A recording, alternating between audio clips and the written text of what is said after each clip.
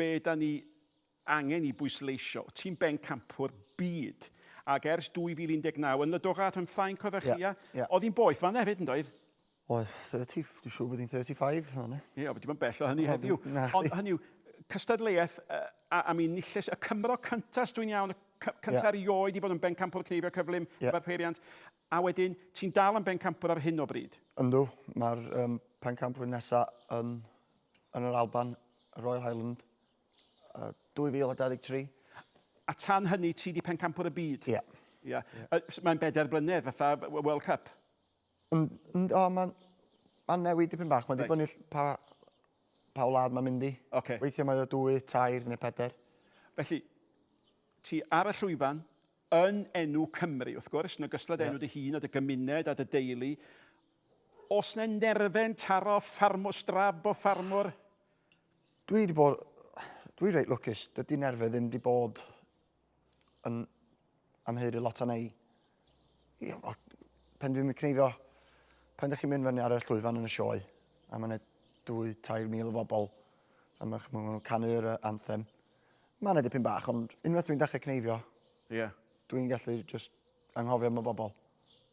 A mae'n rei yn dweud, dwi'n gael o, rhyw bili pala yn y bol, wrach mae'n nerfau di hynny, a maen nhw'n dweud, y foment wedi golli hynny, mae'n mynd I effeithio dy perfformio di? Wel, yn union, dyna beth I fi wedi dysgu fe hun nawr. Felly, I dderbyn y nerfau, I dderbyn yr adrenalin fel petai, yw'r ffaith sy'n cadw, hwnna sy'n gwneud fi'n fwy awyddus I ddyfalbarhau, I lwyddo. Felly, enghraifft, cyn dechrau ras, felly bydd y pili palas yn mynd amdani yn y stwmog, ond mae hwnna'n neud fi'n fwy effro wedyn. So pan dwi ar ddechrau ras, reit, dwi'n nerfus, dwi'n checko'r kit I gyd, a ydy'r treino wedi mynd iawn, so dwi'n fwy effro.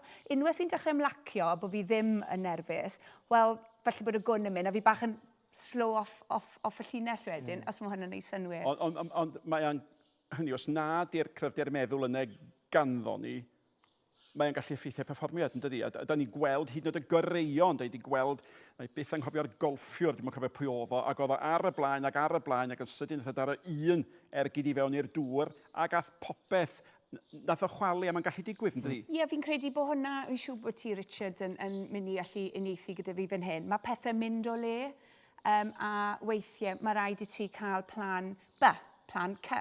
So, dwi'n credu dyna beth sydd wedi helpu fi yn y mywyd yn gyffredinol hefyd. Pryd mae rhywbeth yn mynd o le, enghraifft, mae Ironman Cymru newydd cael ei gohirio, rhywbeth dwi wedi gweithio'n galed iawn ar gyfer.